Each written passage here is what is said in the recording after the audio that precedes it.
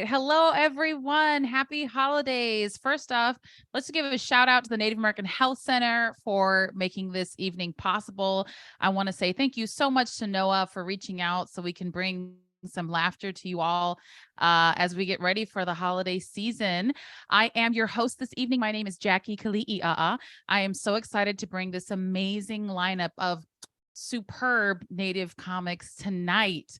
It's going to be a fun one. So please hang out with us. We're going to be here for the next hour. And there are a couple of folks that are going to be unmuted so we can hear your laughter. You know, as comedians, comedy is such a two-way street. We need you just as much as you need us and vice versa. So I really appreciate our elder here, Martin, for sharing those really good words, because I was like, yes, I'm ready to have a great time and I'm ready to feel good with you all. So let's make that happen with bring out that good medicine. So a little bit about me. My last name is Keliiaa. That's right. That's 4 vowels in a row. I get asked a lot of questions like, what brings you to the mainland? It's always a nice, well-meaning white woman who wants to talk about ahi tuna, you know, and I got to burst their bubble. I got to let them know, no, I'm not from Hawaii. I'm from this exotic land in the East Bay called Hayward. That's where I'm from. Shout out to the East Bay folks. What's up? What's up? So here's the funny thing, you know, I'm Washoe and I'm Paiute, okay? Shout out to the Washoes and Paiutes. Shout out to the Great Basin folks, all right? So people expect me to have a really Indian sounding last name. You know what I mean? Something like Mini Gray Horses, Gold Tooth, Swift Arrow. We just don't have last names like that in the Great Basin. No, we've got last names like Tom, Dick, and Harry. Those are our last names. That's right. That's right. And, you know, to be honest, some of my relatives are Dicks. You know what I mean? The last name, the last name. The last name. Yeah. So here's the thing. I consider myself a pretty traditional Indian daughter. You know, I always make sure that my dad has what he needs. You know, he's an elder, you know, he needs help getting around sometimes. I take him to Costco, you know, like a real traditional hunt and gather trip. You know, that's what we do, right? I make sure he's got his DVR recordings. You know, he's big on Rachel Maddow. He always has to have his Rachel recorded. I make sure he gets that. And, you know, I also make sure that he eats traditional native foods, you know, real Indian food, Chinese takeout. That's right. We love our egg foo young. I'm not sure what it is. It's no jackrabbit, but it's close enough. You know what I'm saying? It's close enough. Num num. So, you know, I'll be performing in San Francisco to a lot of non-native audiences, and I'll bring up the fact that I'm native, and inevitably someone comes up to me after the show. Recently, I was in San Francisco. A lady comes up to me and she says, I too am Native American. There was like a fan blowing in her hair. It was really dramatic. And I was like, okay. And she was like, I am Cherokee. She was like waiting around for a secret handshake. You know what I mean? Like she thought we were part of a sisterhood. And I was like, no. So then she just gave up and she drove off in her Jeep Cherokee. That's a dumb joke. I know that's dumb. I love it though. It's a stupid dad humor right there. That's what that is. You know, it's so funny though, because like in our family, we're big on teasing. I think that's just a universal thing in Indian country. You know, we tease, we show our loved ones how much we care through teasing. You know, so in the pandemic, I was really upset. I found a gray hair. I called my dad. I told him without skipping a beat, he goes, that's that white man in you. You're going to age hard and fast. I was like, dang, cold-blooded, dad, cold-blooded. You know, but it's funny. We're big on calling out your insecurities, right? You know, so like in my family, for example, we have a relative named Click Click. And my dad would just casually talk about Click Click. And I'm like, hey, Dad, why is our relative named Click Click? And he's like, oh, he had polio. He clicked when he walked. Cold-blooded. I mean, here's the deal, guys. Click Click made it on the tombstone. You know what I mean? Like, are you ready? Are you ready for this level? You know? like in Indian country, for example, you see an Indian guy and he's got a lazy eye. You're like, hey, what's up, blinky blink? How you doing? You seeing well, you see an Indian guy, that's got one leg longer than the other. And you're like, hey, how you doing, Timber? You steady? You steady? You see an Indian guy that's educated and has no kids. You just keep him. You just keep him. There's no punchline to that one. You just keep him, feed and water. You know what I mean? That's the rarest Pokemon of all. If you got that one, you're good. You're good. Yeah. But it's so funny because, when I go back home, my relatives will go every summer to Tahoe. That's our ancestral homelands, right? And you'll see relatives on the Washoe side. We're a small tribe. We're related, basically, is what I'm saying. So you just can't be spitting game at the family functions. You know what I mean? You can't do it at the tribal functions. So I thought about it. I was like, there's got to be an app. There's got to be an app. And they do this for a lot of places, but we got to have an Indian app that's just for Indians. And you can specify your clan. You can specify your band. Shoot, you can specify if you're per cap. You know what I'm saying? That'll be real. And I thought about it. I was like, what would we name this app? And I was like, I've got it. All my relations. That's we got to. That's how we root out the secret families. Okay. Extended families. That's how we do it. Okay. All right. I moved recently, folks. I moved recently. Yay for me. Got a bigger place. Exciting. My last place, folks. I've got a roommate. I had a roommate. Anyone have a roommate? I had a roommate that was in all the common spaces. Sometimes I just want to sit and have my coffee to myself. And he's like, where you going? What's going on? What's next? And I'm like, geez, can you let me hang out by myself? But the final straw, people, is that he ate my snacks. Okay. We all have our favorite snack that we love. Some people like corn nuts. Some people are really into Cheetos, Flamin' Hots. My thing, ice cream cones. That's right. Ice cream cones dipped in chocolate, little bit of nuts on top. You know what I'm saying? Like where that cone to ice cream ratio, it's heaven. Okay. I had a long day. I'm driving home. I go to the freezer. Okay. It's empty, but the empty wrapper is inside the empty box in the freezer. And I was like, what kind of maniac does this? So I said, hey,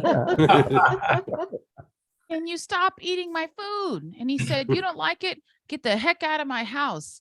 And I was like, God, Dad, you're awful.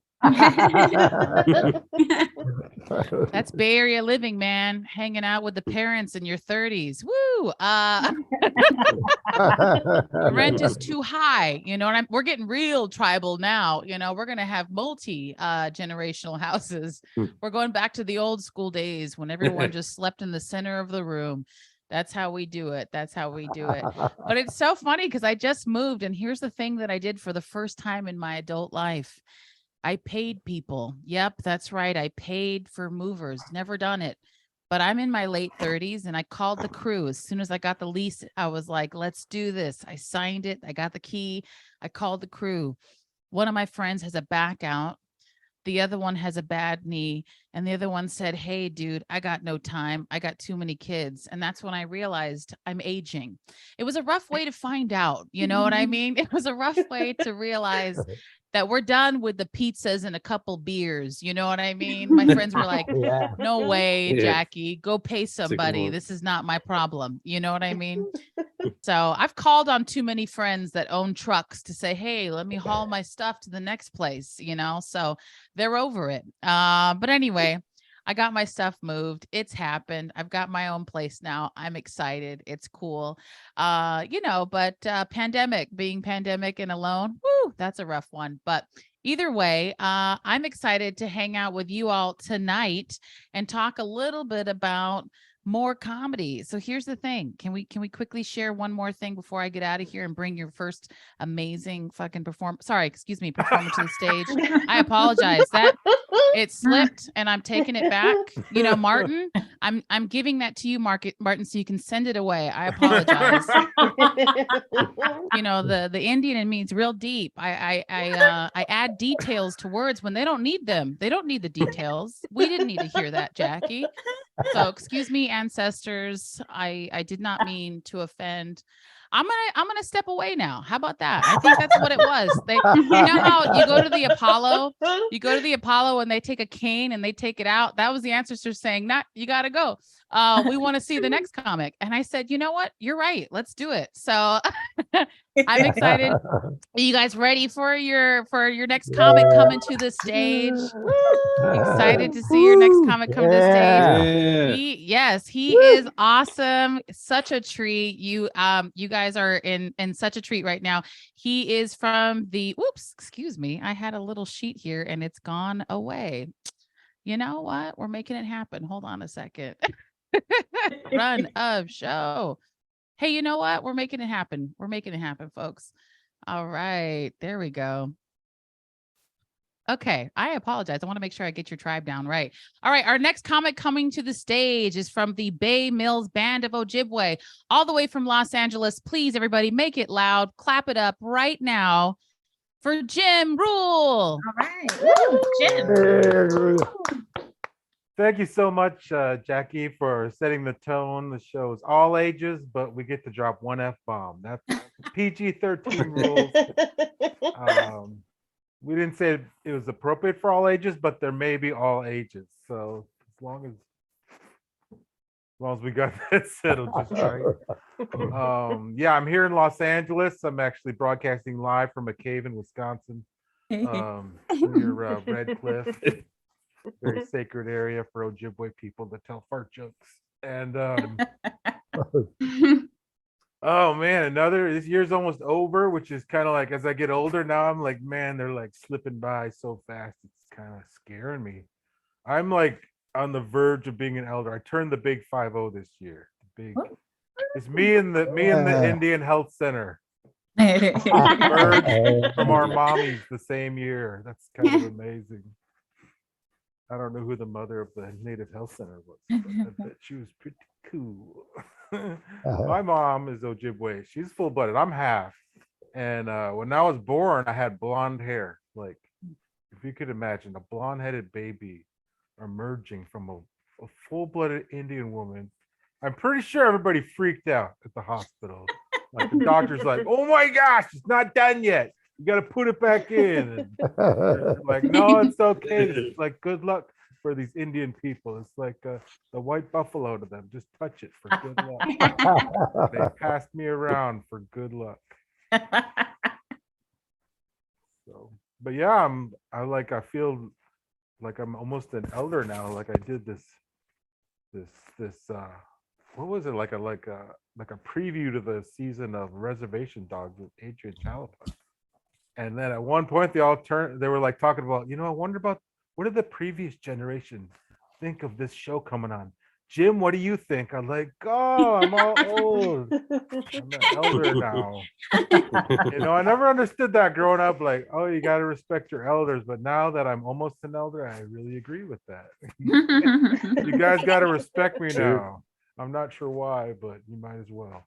I could use some respect because I think I've gotten off the wrong foot with Santa lately because I keep getting socks and underwear. That's not cool. So I don't think I'm on the naughty list. I may be on like the annoying list or the sarcastic list or emits a lot of bad smelling gas list. Probably that list. And then I get socks and underwear and then one dress shirt. I haven't had a day job in like 4 years and they're giving me dress shirts. Here you go, in case you interview for a job. Oh, thank you.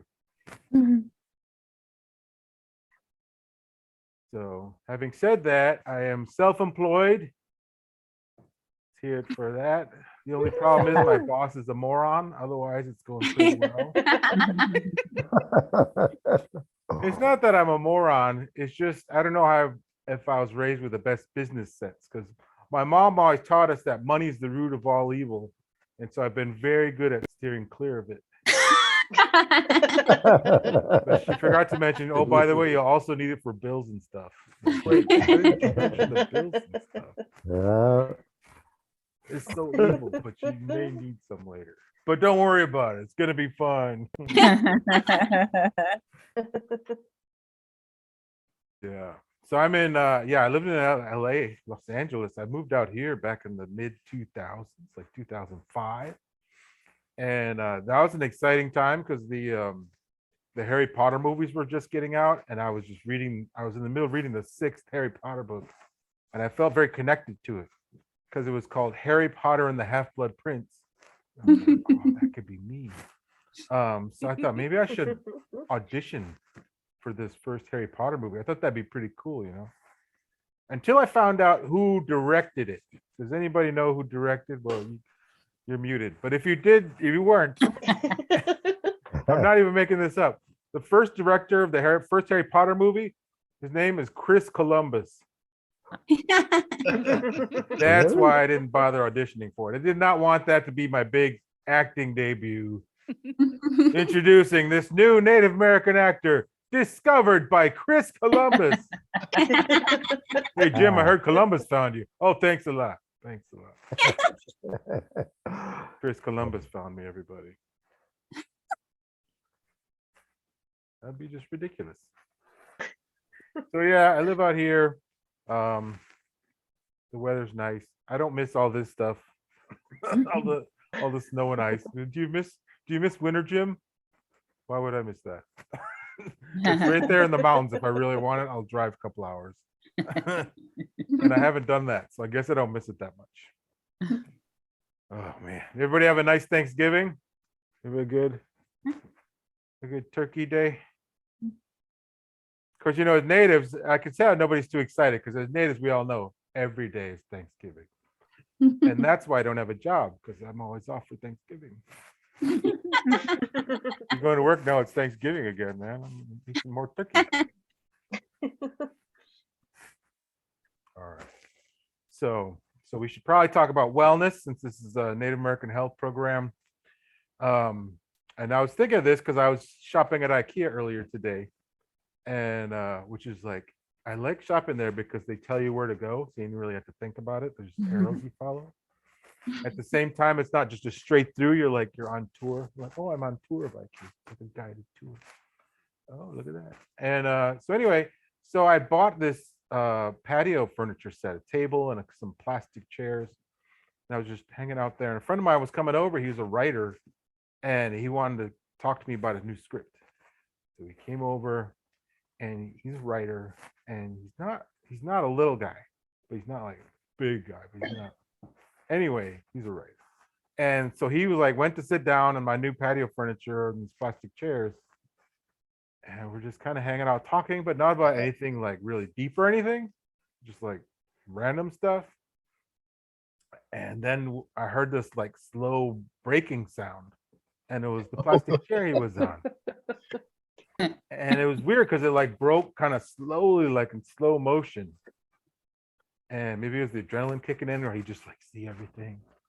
And what was amazing is the truth that came out of him as he was falling. And I remember it very vividly. He said, "Oh, my back, I'm too fat," as he was falling before he hit the ground. And I had no idea that he was like concerned about his body image, or that he'd been living with chronic pain in his back. And these are really important things about someone. And maybe, yeah, we were friends, but maybe he didn't feel comfortable sharing that. And I'm very thankful for that chair. And he's like, "Sorry, Jim, I'm too big. I broke your chair." I'm like, "No, man, the chair was too small. You're the right size." And it was a real bonding moment, And so I went back to IKEA to get some more chairs and invite more people over and see. Get some bonding, It's like, that's my buddy Walter to come over. "Walter, are you doing okay?" He's like, "Yeah, I'm fine." I'm like, "Okay, we'll see. Have a seat." Or even if you're not even sure about yourself, just get a rickety chair and sit down in it when you fall down. see what you think about. Anyway, that's my moment of wisdom right there. That's pretty useful. So what else is going on? Oh yeah, I'm self-employed. It's weird emerging back in the world again, because we've been like in hiding in the pandemic for all this time, and I was definitely in hiding. My mother-in-law was diabetic and elderly, living with us, so we were all very careful about masking. And actually, I still wear a mask when I go out. Do you guys still mask up?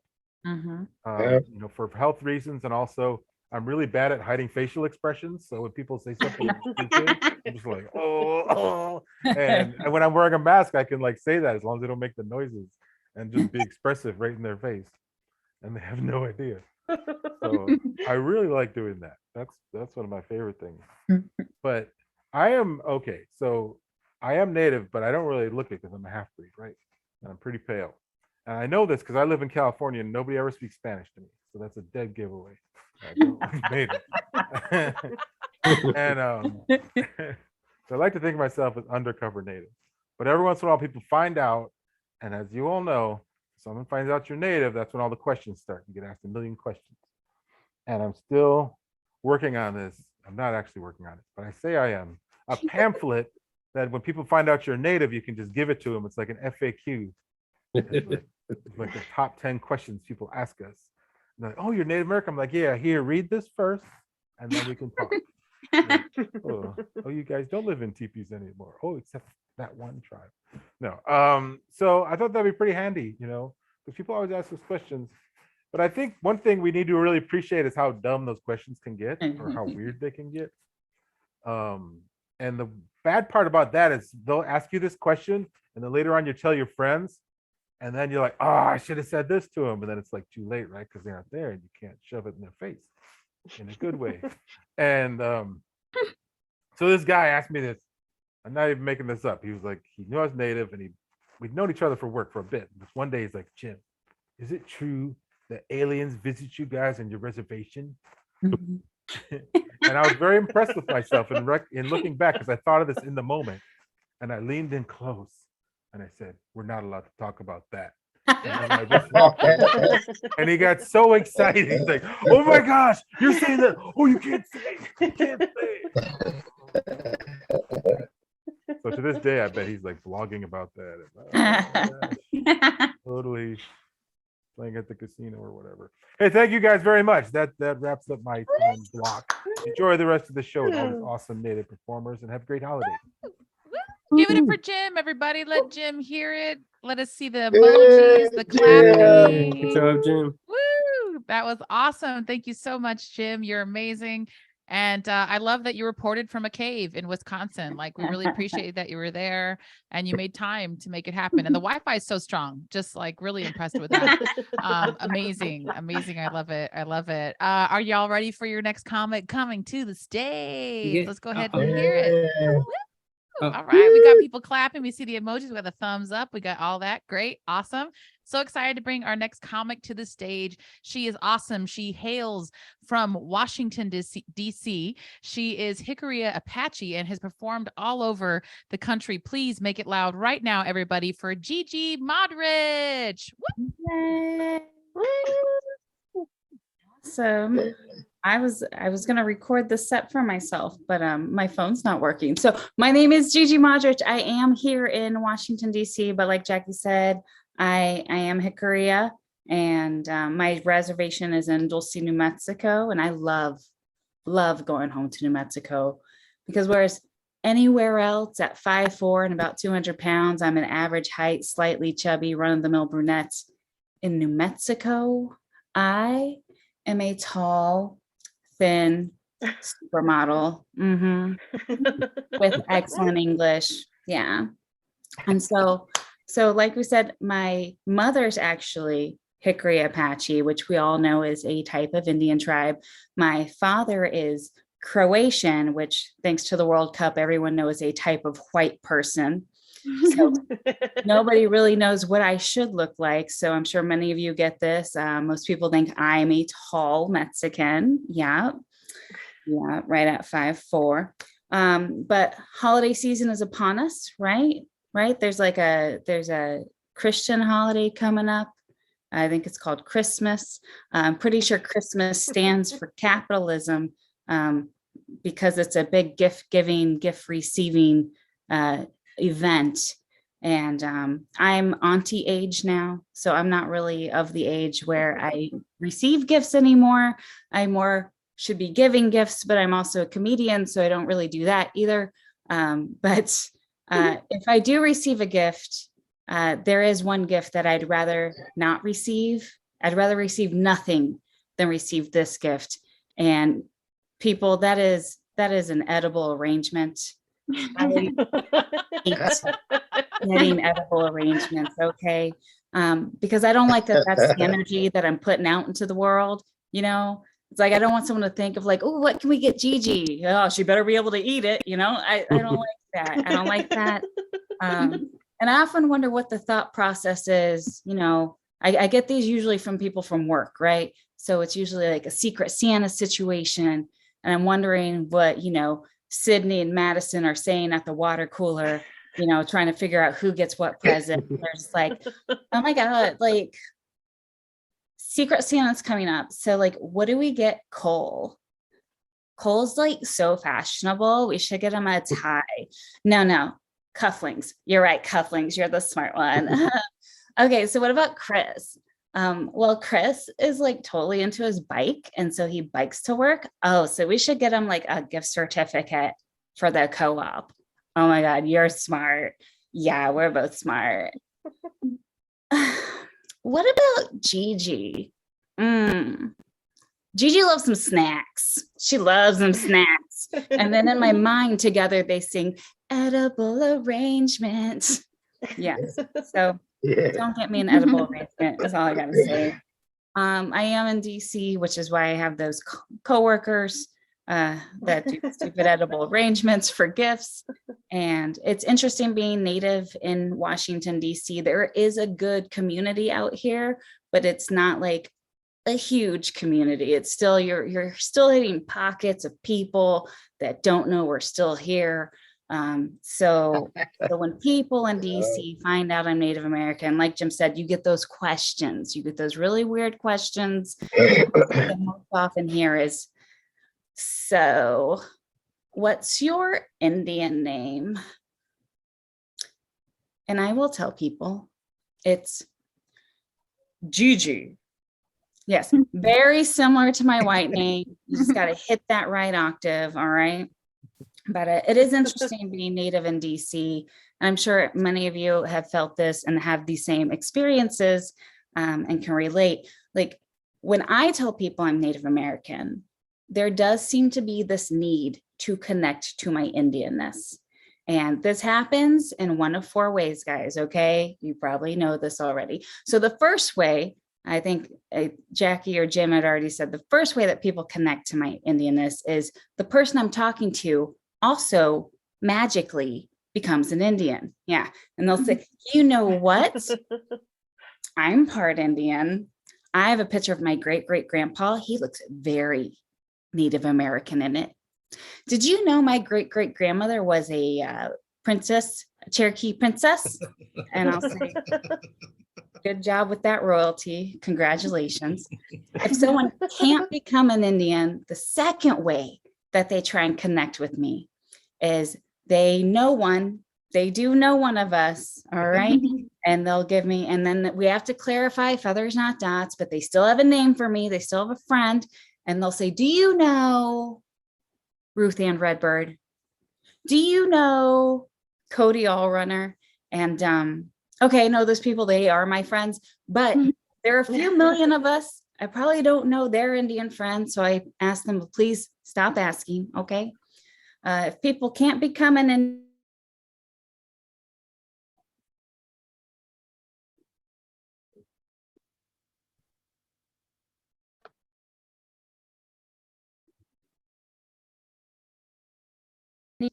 and they'll say, you know what? I see it now. I see it. It's your hair. It's your cheekbones. It's the way anytime you see a litter, you have one glistening tear roll down your face. I see it now. I've had one guy be so bold as to be like, you know what? It's that butt. You're from a horse culture. I can tell. He was alarmingly accurate. All right.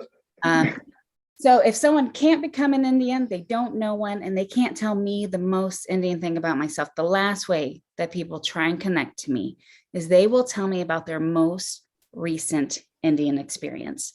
Now, this could be going to a Boy Scout jamboree, going to a professional sports ball game, or shopping for a Halloween costume. But the most common way people have an Indian experience is through the movies and television.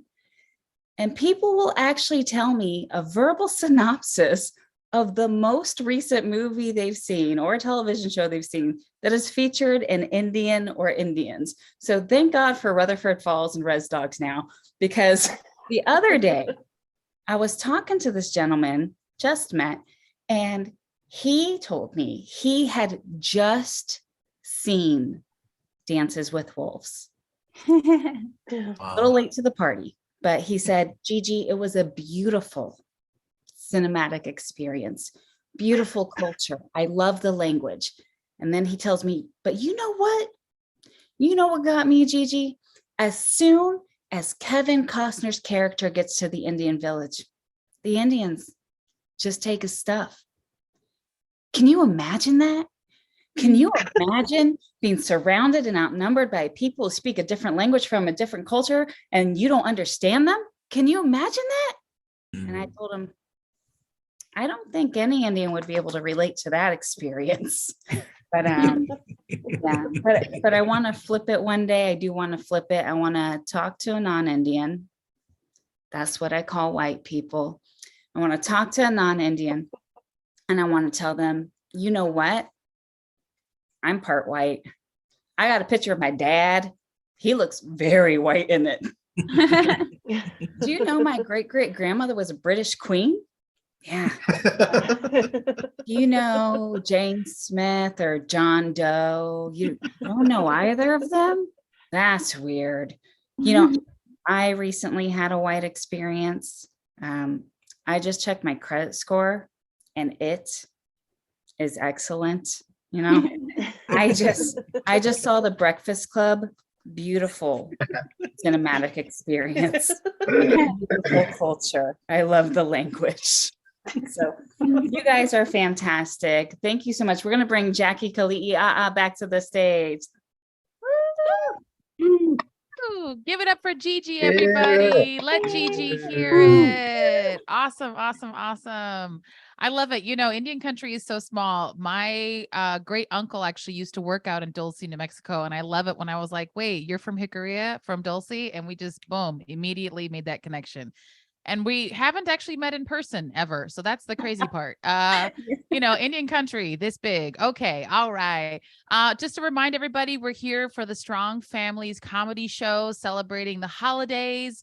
We're here to support the Native American Health Center and all the amazing services they provide. So if you're interested in learning more about Native health and how you can get involved or have any information questions, please visit nativehealth.org. That's nativehealth.org. All right, let's keep this show going.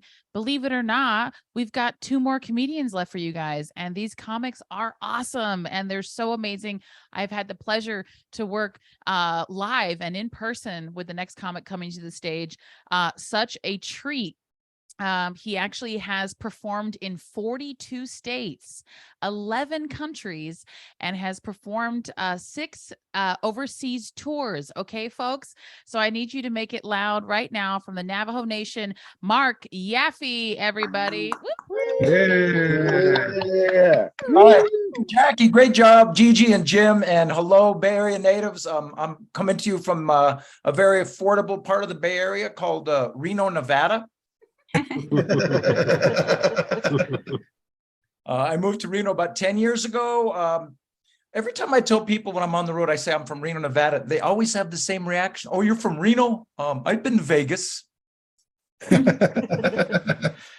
except for that 7-hour, 55-minute, 489-mile drive, they're practically the Twin Cities. I actually moved out of Reno. I live in a very exclusive suburb called Sparks, Nevada. Mhm. So here's a pro tip, Oakland, Bay Area, San Francisco. If you live in a city named after a dragging muffler, it's going to lean a little redneck. My neighbor's all about the ammo and the camo. I do not fit this place. So I'm not a redneck. I don't hunt. I don't chew tobacco. I don't own a pickup. I'm the only adult male in like a 5 square mile area without a pickup truck, which makes me the neighborhood pariah. And I drive a Nissan Leaf, which makes me the neighborhood communist. And congratulations to Native American Health Center and Jim for both turning 50. I just turned 50 11 years ago. So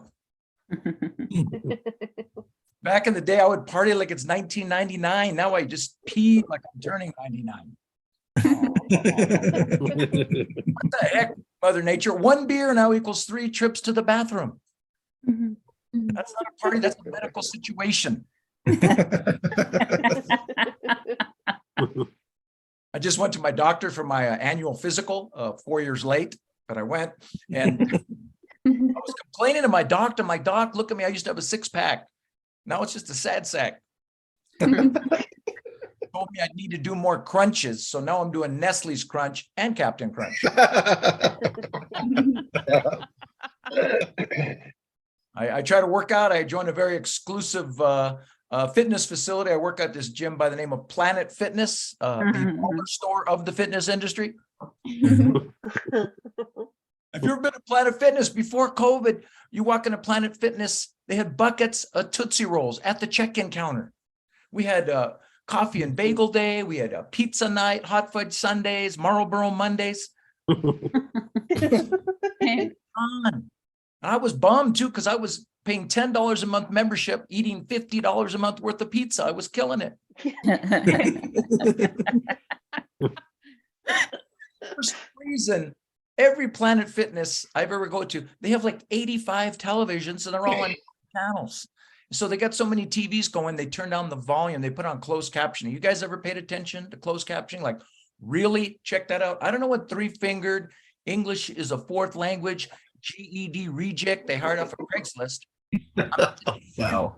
I'm at the gym the other day. I'm trying to watch the news. The CMM was retorting that President of the United States, jaw biting, would not be mating with rushing ladder badmere pudding over the situation.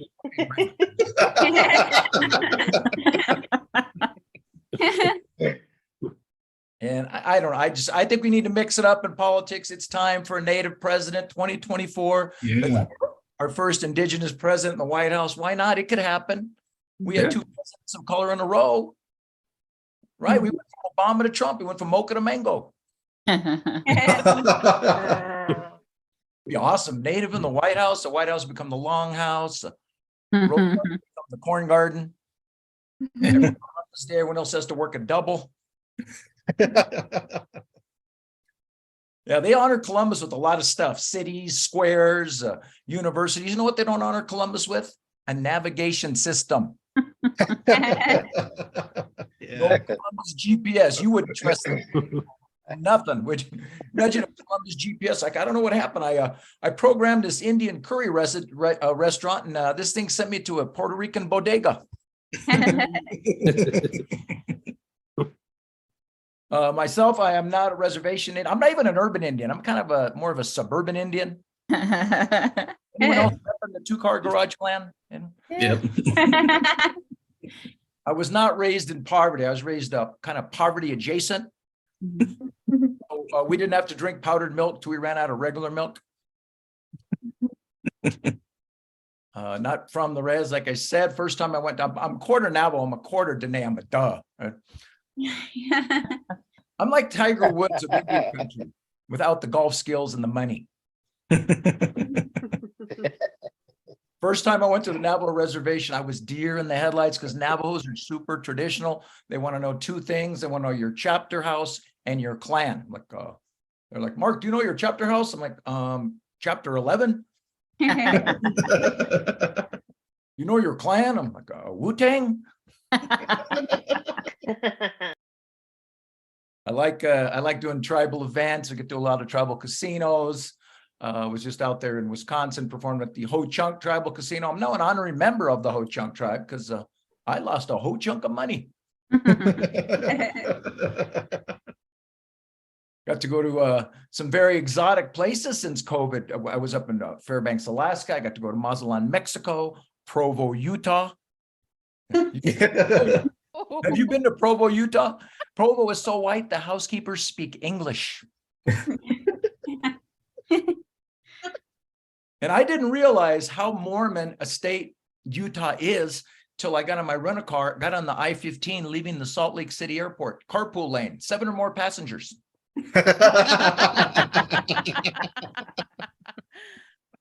Got to do a trip to New York City. I was in New York City, the city that never sleeps because no one can afford an apartment with a bed.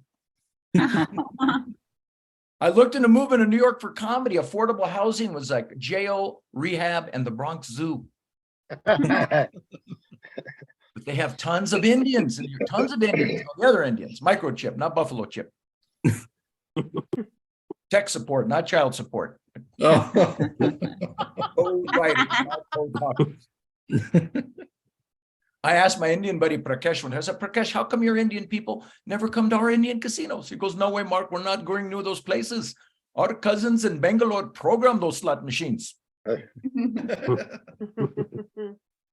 Well, it's good to be getting out of the worst of COVID. There's a little bit of normalcy. I hope you guys stay healthy out there. That COVID, that was exhausting. Even if you didn't get the virus, we had to keep track of the variants and the rules and the regulations and the vaccines. It was just too confusing. It was like the Alpha, then the Delta, then the Omicron. I thought Omicron was that Star Wars convention where the nerds dressed up as Chewbacca. Remember last Christmas at the peak of Omicron in December, last Christmas time, you couldn't find a COVID test in any of the stores, sold out. I finally found a COVID test at the dollar store. Came back positive that I was pregnant. And COVID, that aged all of us. You think about COVID, it was just more than the normal aging we went through. When I really felt old, I found out the rapper Eminem turned 50. Eminem is now 50, you guys. Oh, wow. OG rappers from the 70s and 80s are now in their 70s and 80s. And I'm thinking there's got to be an age limit on some of those hard rapper names. Like when they start hitting 80, 85, they might have to downgrade. Like when he hits 85, Eminem probably should be downgraded to Enema. Ice Cube, Warm Puddle, and P. Diddy will become Diddy P. Yeah, but I hope you all vaxxed up, get your boosters, staying on top of this COVID thing. I got my vaccination at a very prestigious medical facility, the Reno Livestock Event Center. Yeah, talk about vaccine hesitancy. You'd have vaccine hesitancy if you got the jab from an EMT/rodeo clown 50 yards from a 4-H goat auction. And I'm just glad people are settling down. People are getting out of control during the COVID. Nowhere was it scarier to deal with COVID than at 30,000 feet. I had to do a couple flights during the COVID, and people were going crazy. There were drunk people fighting over masks and politics and seat assignments, and that was just the pilots. Yeah. And the airlines started cracking down on crazy passengers. They came out with a secret weapon to stop crazy passengers no one saw coming. Duct tape. Yeah. They started duct taping passengers to their seats. I didn't know they had duct tape inside the plane. I knew Spirit Airlines had duct tape on the outside of the plane. And I'll leave you with this one. They want to weigh passengers in now to have us before we board the plane. This is a new proposal by the FAA. I don't even think that's for safety. I think they're trying to categorize us by fighting weight classifications. I'm going to get on a flight and hear this announcement. Ladies and gentlemen, the captain has removed the fasten seatbelt sign. Let's get ready to rumble. Happy holidays and a very healthy 2023. Yeah. Give it up for Marc Yaffee, everybody. Let Marc hear it. All right, Mark. There we Just going- go. Yeah, good job. Awesome. Awesome. Awesome. And just a reminder, folks, this is the Strong Families comedy show. We're celebrating 50 years of the Native American Health Center, and they offer a variety of services. So if you want to learn more, please visit nativehealth.org. All right. So are we ready for our headliner of the evening, folks? Are we ready? Yeah, let's go. All right. Such a treat. Such a treat. So excited to have her here. You guys know her from a lot of cool things. Like you've seen her on Res Dogs. That's right. You've seen her on all kinds of cool stuff. And I know there's probably going to be some really cool things coming soon. She's Keliiaa Apache. Please, everybody, make it loud right now for Adrianne Chalepah. All right. Yay. Thank you, Jackie.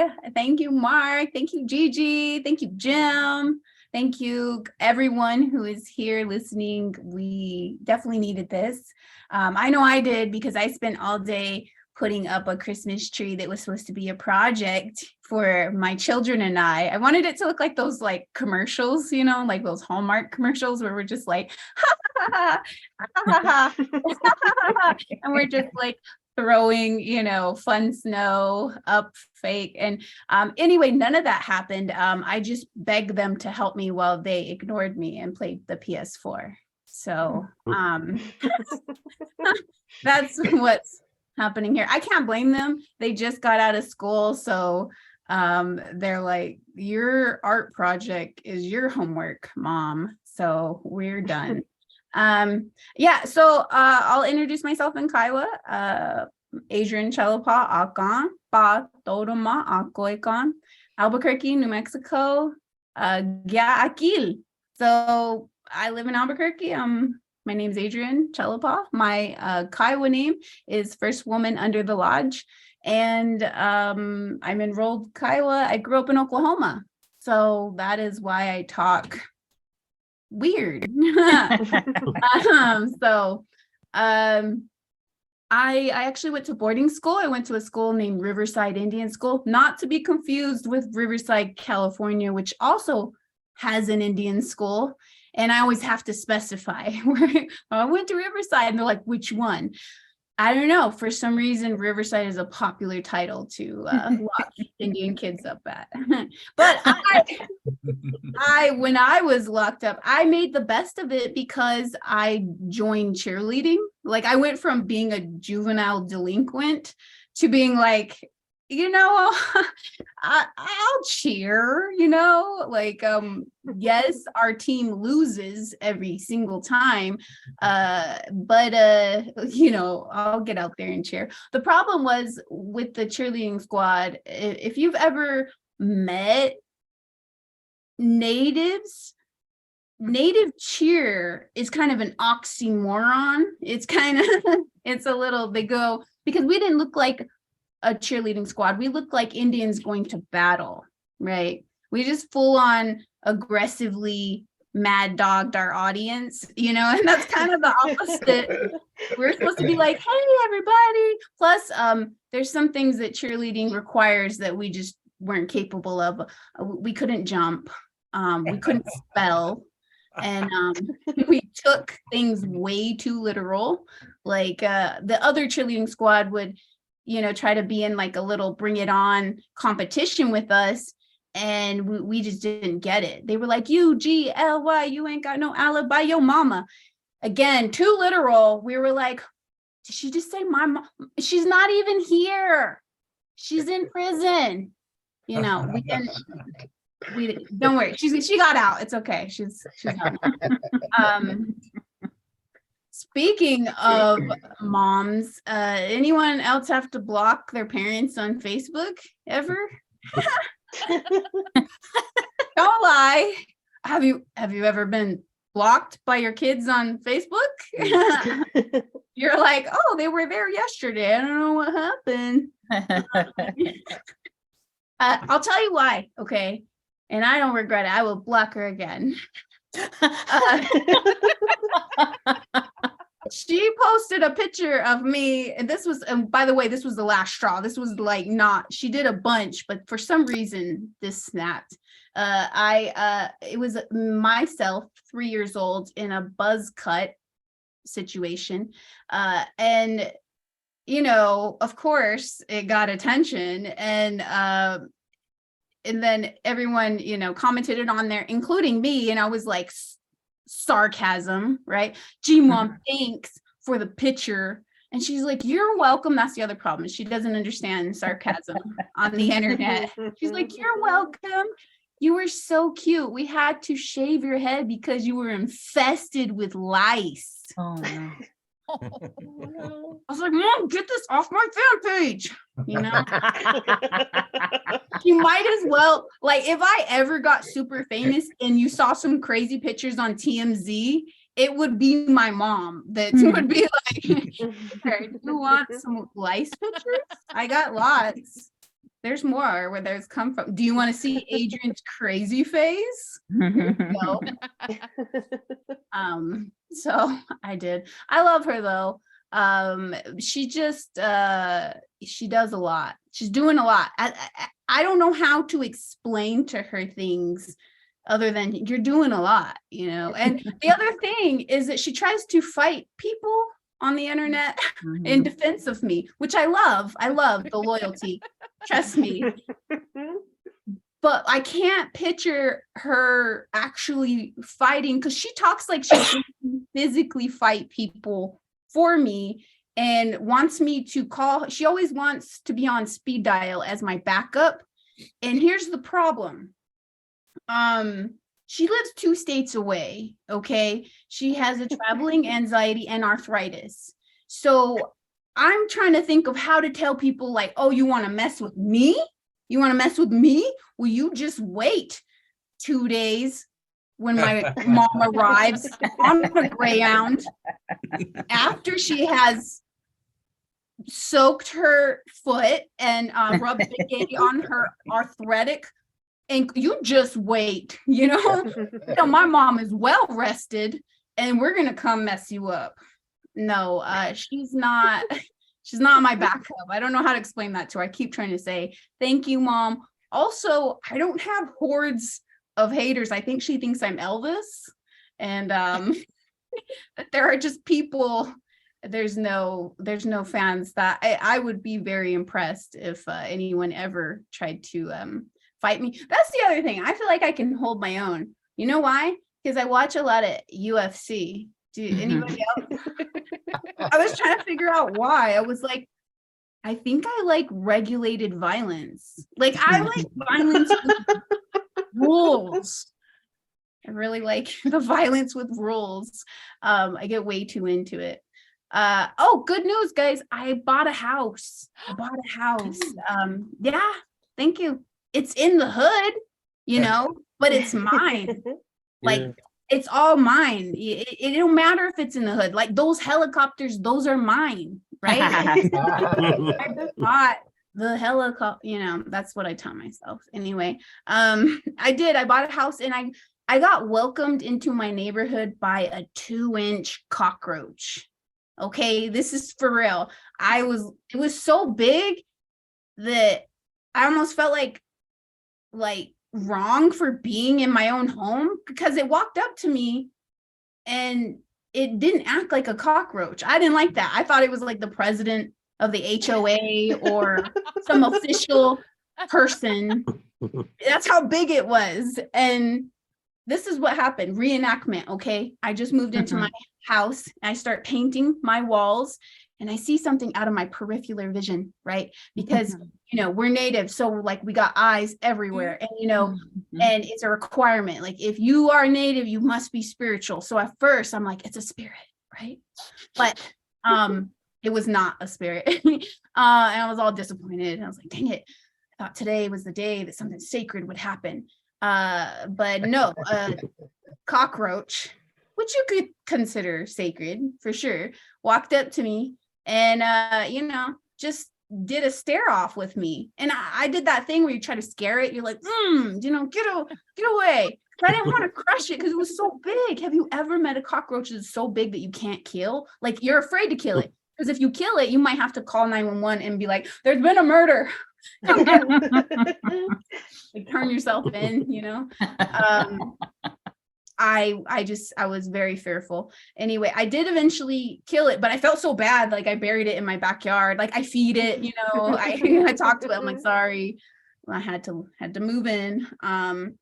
Yeah. So anyway, I often wonder if my ancestors would be ashamed of me. Anybody else? They would definitely be ashamed of us, for sure. Listen, I'm Kiowa Apache, and like, we're most famously known for burning wagons. Like, we burned so many wagons, just, and the problem with that reputation is that I don't burn anything, nothing. I've yet to burn anything except bridges.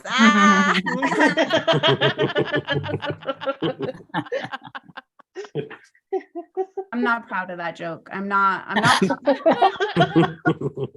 It is the thing that lets me know that the ancestors would be ashamed. They would be like, Adrianne, did you really just say burning bridges? Okay. So, and then for the young people that don't understand that at all, they're like, I don't know what to tell you. You have to ask what the old people consider burning bridges, and then, get on the same page. You'll be like, all right, no cap. It means, I don't know what the young people say. So, oh my gosh. I also am getting old. It's great. I have one line of gray hairs that I use at my discretion. Like, whenever people aren't listening to me, I'll be like, what's up? What's up? And then I just show off like the 3 that are there. It's great. Okay. So I bought a house in Albuquerque, New Mexico. Has anyone been lately? Have you guys ever been to Albuquerque? Okay. So best chili in the world.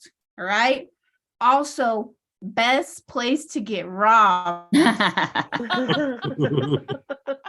It's on your top 10 things to do in Albuquerque. Look for your car. No, I actually have never had the pleasure of being robbed in Albuquerque. I have a special skill of catching the robbery in progress. For real, I've caught 3 robbers so far. One was not happening to me, so I was like, I'm gonna mind my business. It was very scary. I don't want to relive it. It was trauma. The other one was a person in my living room. Walked in my door one day, had a baby on my hip. It was my baby, by the way. I didn't want you to think I had a random baby on my hip. It was my baby. And so walked in, and then there was a strange man in my living room. And I did what I think anybody would do in that situation, which is to throw my baby down gently and look at the man and go, hey, the problem is my tone. Okay, I know that now because he looked at me and started running from me. I think that I didn't say it right. Like, when you say, hey, you're supposed to be like, hey, right? You're, like, tone matters. You're supposed to, hey. I sounded a little too excited to see him. I was like, hey, a man for my children. I don't know. So no, I have a man for my, okay. Anyway, so he started running from me, and I again thought I reacted how anyone would react, which is to chase him, right? And I threw my baby on the ground gently and started chasing him. Okay. And I didn't catch him, by the way. I didn't know that, like, breaking into homes was a sport. He was very athletic. He got away. Okay. And I get outside, so I call the police, and I'm like, hello, police, blah, blah, blah. And they were like, okay, don't go back inside your house. And I was like, what if they're just, like, hypothetically, but like, what if there's like a baby inside on the floor?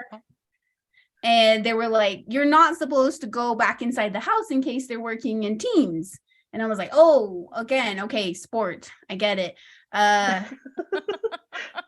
So then when the officer got there, he was like, so if you would have caught this man, what was your plan? Can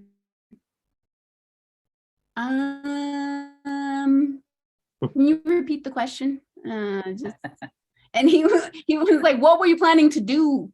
And I was like, oh,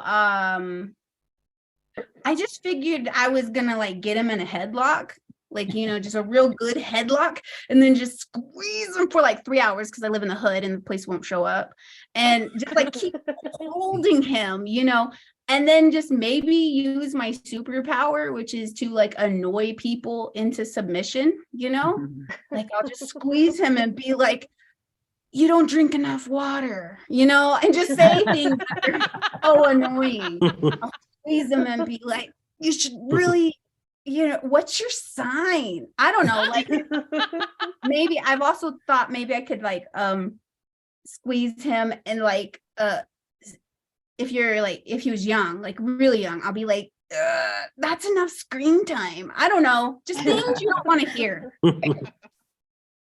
So anyway, that's my time, I think. I love you guys so much. Thank you for listening to my craziness, and I appreciate it. Signing off, I'm Adrianne Chalepah. Give it up for Adrianne. Let her hear it. Oh my God, Adrianne, I love your style of comedy. It's always like visual. Like I just imagine you bowing up on a cockroach in the middle of the street, like having a fight, you know, like you're ready to scrap, you're ready to go down. I love it. You guys, thank you so much. That's the comedy portion. I'm going to hand it off to Noah, but please make it loud for the comics, everybody. Give it up for Jim Ruel. Give it up for Gigi, Modrich, Marc, Yaffee, Adrianne Chalepah, and me, your host, Jackie Keliiaa. Thank you again to Noah and everybody for putting this on and letting us share our good medicine with you tonight. Happy holidays. I'm going to hand it back to Noah now. Thank you, everybody. Thank you. Thank you, everybody. I just got a real quick question for Adrianne. I don't know if you can unmute yourself. I saw that you were on Res. I saw that you were on Res Dogs. You could just talk real briefly about the whole Res Dog set and how that was. Oh yeah, sure. So it was a lot of fun. It was a lot like family. It just didn't have an environment that felt stressful. It felt very chill. I met some people backstage that I end up, you know, making friends with. And ironic plot twist, the guy who plays Dr. help me out. I should know. I know who you're talking about. Dr. Kang's friend, okay? He in real life is the legislator for my tribe, and he was running for election during that time. So backstage we were like talking, and it was great. So it felt like family for sure. As far as the acting part went, you know, it was really easy. I had a pretty easy experience. I just basically had to be a flirty waitress, and I was like, I like your braid, which I felt like they should have beeped out. Like that was like, whoa, you know, like, you know, you don't compliment a native person's hair, you know, that's going too far. So anyway, it was good. And I hope that, like, you know, in this next season that happens, that they start to explore some of these plot lines, because it was a lot of fun, for sure. Great. That sounds like an awesome experience. Yeah, we had Mike and Funny Bone come out to Oakland to the health center to our Indigenous Red Market, and it was right before season 2, so they came out and really just packed our parking lot with a lot of people. So yeah, we're definitely huge fans of Res Dogs, and you know, we'd love to have all of you come out to Oakland to the Native Health Center or San Francisco, and maybe we can do this in person in the future. So thank you all. I saw we had Tracy Lee Nelson from the Redbone Band join. I think he jumped off, but thanks for joining, Tracy. Oh, there he goes right there. Yeah, thanks a lot. And yeah, we hope to have you again soon, Tracy. And so I really want to thank everyone, Jackie for helping set this up, Marc, Yaffee, Gigi, Jim Ruel. Jim, you're actually requested from our CEO, Mr. Martin Wakazu. I knew who you were, and actually, wanted to hear you as well. So I'm going to be sharing this with him, and we're all very appreciative. And if you want to learn more about medical, dental, or behavioral health, please feel free to reach out to me or contact the Native American Health Center phone number, which is 510-535-4400. And we have medical, dental, behavioral health in Oakland and San Francisco, as well as a community wellness center in Richmond. So in the future, we hope to have these comedians out. And I want to thank everyone for coming, either native or non-native. You're always welcome here at the Native American Health Center if you have insurance or you don't have insurance. We're welcome to have you. So thank you, everyone. Have a good holidays and a happy new year. Be safe. And we're looking, please act responsibly. And we're looking forward to seeing everyone in the near future. Thank you.